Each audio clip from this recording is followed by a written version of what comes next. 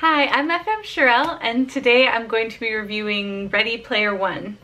I'm a gamer and an 80s movie lover, so I was really excited to go to this movie to check it out. I wore my Metroid shirt, which is one of my favorite games when I was a little girl. I used to play Nintendo with my grandpa growing up, so that was always a fun experience. I was excited to see this movie for those reasons, as well as I like the original Tron.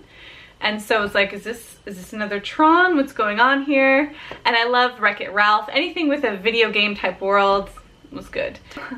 Overall, I had a really fun ride, a fun time. It's a fun, cheesy, lighthearted throwback to the 80s and video games kind of movie. That being said, I have a lot of critiques. There was a lot of character development misses, a lot of plot holes. So we'll go into those. Let's start. First, let's all appreciate that the main character, Wade, drove a DeLorean. I think the whole audience behind me, when we saw the DeLorean, we were like, it's off to a good start. Now let's talk about the first key. And this whole review is going to have spoilers, so if you haven't seen it yet, spoil. So the first key, he has to go backwards, which is what he discovers, go back in time. And the action of that, and then going underneath the game and seeing all the characters play and fail and everything above him, and he's in sort of this matrix lifeblood of the game, I thought that was really cool. I thought the concept of letting the world kind of go on with its nonsense around you while you take a step that's removed back and you kind of let things play out, and how you arrive at this peaceful sort of destination was kind of meditative, and I think there was a lot of meta, a lot of cool symbolism there. That's the good part. And the dislike part for me was, well, I guess the reality of it. I've done video game testing extensively, and as a video game tester, as a gunter, is that what they call it? Gunter? I would have discovered that within the first 5 minutes. I can't tell you how many games I've crashed, how many holes, things and loopholes and all this stuff in video games, glitches and stuff that I found testing, because you're going backwards, forwards, you're having them do things that they've never done. And that's just the mind of a tester when you're looking for any kind of flaw in a game. So for 5 years for no one to go backwards, maybe 5 minutes. So they could have been more clever with the unlocking of that key, and that's for all the keys. I love Zelda games because, well, and The Mist and all those games that really make you solve that puzzle. And they kind of, there's so many video games that are good at making you solve those really difficult, intricate puzzles, and this is a movie about those kind of games. They should have had those kind of puzzles for the keys, but they did not. Next. I did think it was a touch narcissistic for the main creator to have all of the clues be in his whole past life and his memories. Like, look through my life over and over and over again, become obsessed with me, and then you can have my game. I get that for more of a low-key character who's like, pour over my life, worship me, and then I'll give you the key. It seemed interesting for an introvert. I mean, I get it, like, we all want to be known on some level for our uniqueness, but that was interesting. I both liked and disliked that narcissistic sort of angle for the main creator. I like the idea of taking video game characters and putting them into classic movies. That was a fun idea for me, taking a video game world and mashing it together. The Shining is an interesting pick, but I wasn't displeased with it. I thought that was really fun. At some point, the other characters rescue H, and they're like, we've got the key to the main part, let's get out of here. And I'm kind of like, what was that side quest that we missed of them getting the key to the main room to unlock the main thing? What was that? I feel like there was like a jump cut. Did I miss something? I would like to see them all team build in the Shining world to get the key to unlock the main last puzzle. And again, it's not really that much of a puzzle. I did like that it ended up being the two girls together at the end, and they keep saying like it's unlocked with like a kiss or this missed opportunity, and I was like, oh, they're gonna have a girl-girl kiss. Way to go, America, throwing off your prudish ways. No, shall we dance, right? Because two girls can only dance together. I kind of was like, oh, she's gonna take charge. She's grabbing that girl, they're gonna kiss. She's gonna be like, I got the key. I was like, way to hero it up. But they didn't do that. She awkwardly was like, dance? And I was, yeah, so you know, that was that. I guess that was the second key. I'm not sure about the zombies and other stuff. Like, I'm not sure what the puzzle really entailed, taking this leap through zombies to ask for a dance. Okay, next. Can we take a minute to appreciate TJ Miller's comedy and comedic timing in this film? I was really glad to have the comedy relief that he would just kind of throw in there left and right. I like it when he spouted, no man is a failure who has friends. As he was like touching the other guy. I was like, you are funny. So at some point, they discover his real identity, Wade, the main protagonist, and they go after him. And you think it's gonna be dramatic. I mean, they blow up the building, he's running after his aunt, you think it's gonna be this devastation, but you really see him kind of walking around haze covered in smoke. He gets snatched. Then he goes to the main girl and she's like, welcome to the rebellion. I'm like, ooh, what did they have planned in the rebellion? Like, is this, I felt this Star Wars moment happen, like, welcome to the other side. And I was waiting for it, but then they just kind of talk a little on the roof, and she's got this beautiful birthmark, and she's like, I'm hideous. You don't have to be, you don't have to be nice about it. It's like, I can understand if you're Phantom of the Opera, and she's like got this half mask, she's like, I'm not what you thought I would be, and he's like, yeah, you're not, but I love your insides. I still love you. That would have been a nicer arc, instead of she's this adorable girl with just this little bit of like fashionably designed red mark. Nah. Boo. just a chance for us to show like nobody has to be perfect, you know, and the whole thing about the Oasis is you get to be your inside and get to pick your outside. But it would have been nice for them to have a moment to show that if your inside is beautiful, that makes your outside beautiful too. But it just was another hot chick with a really cool birthmark. And also, his aunt just died. I mean, I know they didn't have a great relationship, but he doesn't cry.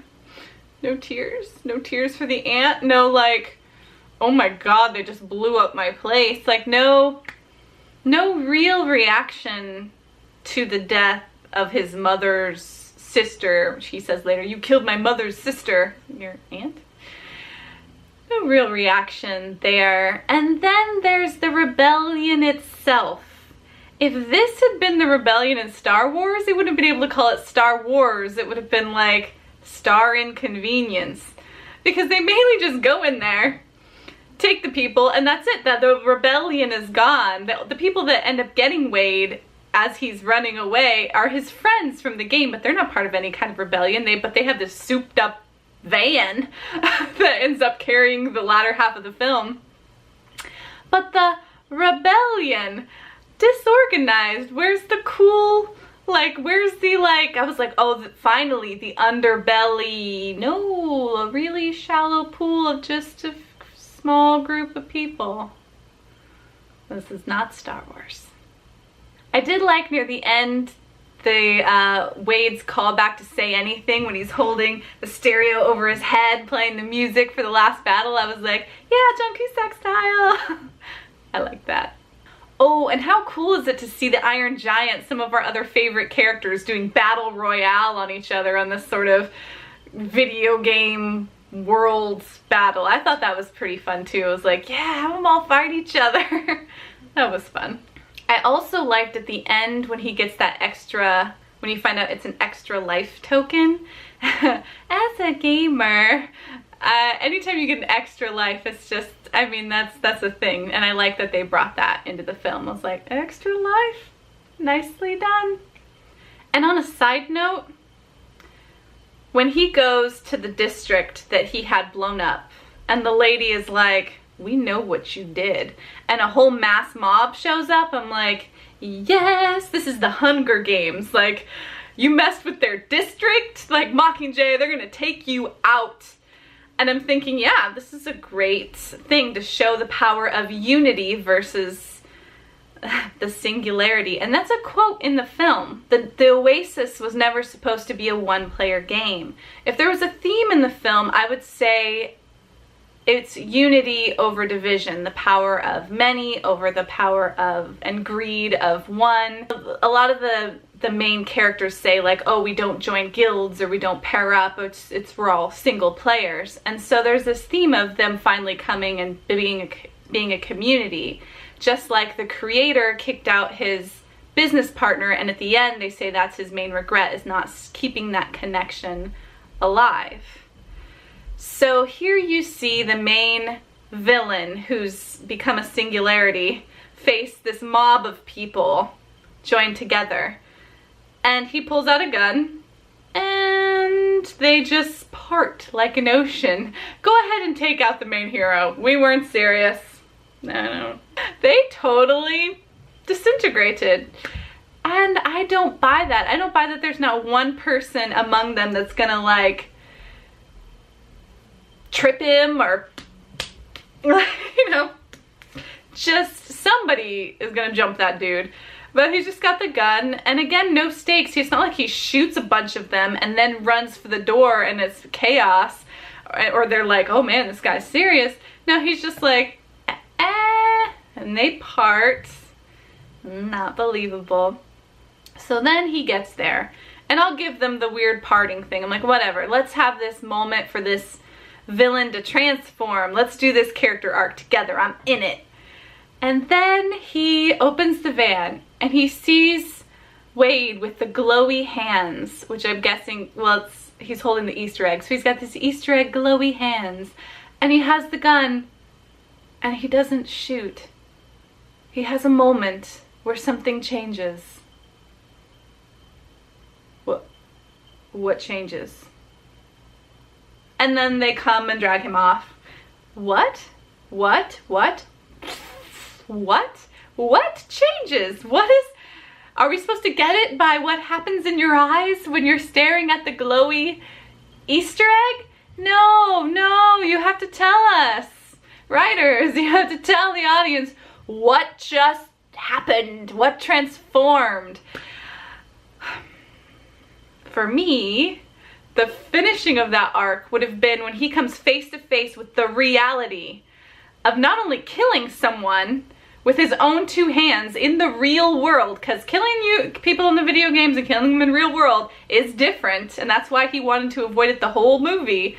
So when he comes face to face with the reality of that, not only is that one thing, but it's a teenage boy. It's like, I mean, in age contrast, it's like a 12-year-old. So if he comes, he opens the van, and then the boy takes off the mask and he sees this trembling child, and he has a moment of humanity. It's like, I can't shoot a kid in the face. Like, what am I doing? And he has that stutter of reality hit him. We get it. And he's so much more likable as a villain. It's a complete character arc. He chooses to not make that choice, or if he hesitates and then is like, I don't care, I'm gonna do it, I'm gonna kill a kid. We're like, whoa. Or he, you know, doesn't, is like, whoa, I can't kill a kid. Either way, at that pinnacle that they built up, he needs to make a choice. And we need to understand why he's making that choice. If that's because he realizes his mentor, blah, blah, blah, blah, and they had set that up, okay, but they didn't really set that up.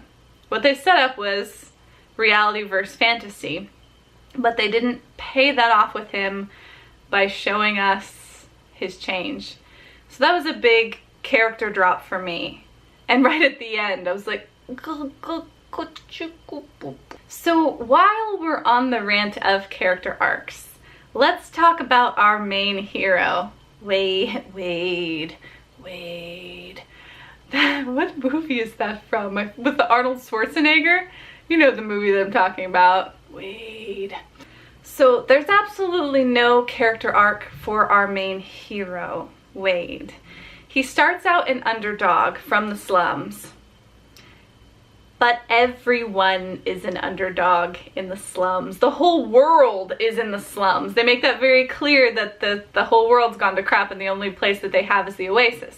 So it doesn't set him apart as unique or separate from anyone else, which is fine if they're also going to set up what makes him different. Where is his arc?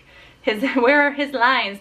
He's a good guy that's just still a good guy through the whole film. He's not particularly tempted. He's not pulled down or up. He's got no dimension.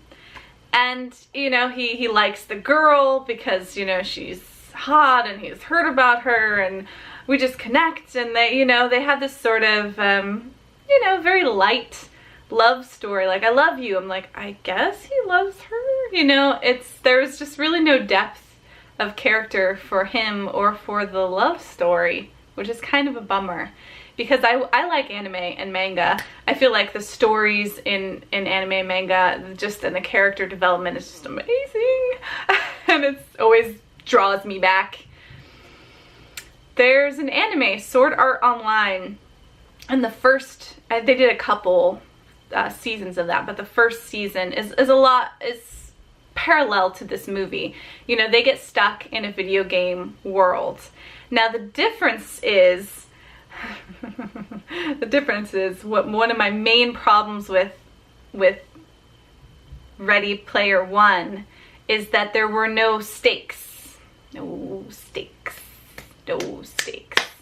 Sword Art Online, their bodies were comatose and they were stuck in that video game. And if they died in the game, they seized up and died in real life. How epic would that end battle have been in Ready Player One if all those people knew that if they got shot, they were gonna die for real? So when they all show up to fight the main villain and like, screw you, this is our world, they're willing to die for that make-believe world and die in real life. I mean, God, it would have been so moving.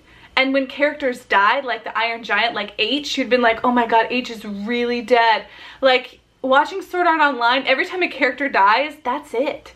They don't come back in the game, they don't respawn, they're dead, and they're dead in real life. And so you're watching that whole anime like, oh my God, oh my God. And when the main characters fall in love, and they're constantly put in peril, and one might die, and then you're just like, please don't die, cause they'll never get to be there, they're dead. If they solve the puzzle and get out of the game, she's still dead because she died in the game and that seized her up in real life. And so, and they actually, I shouldn't spoil that, you should watch that anime, but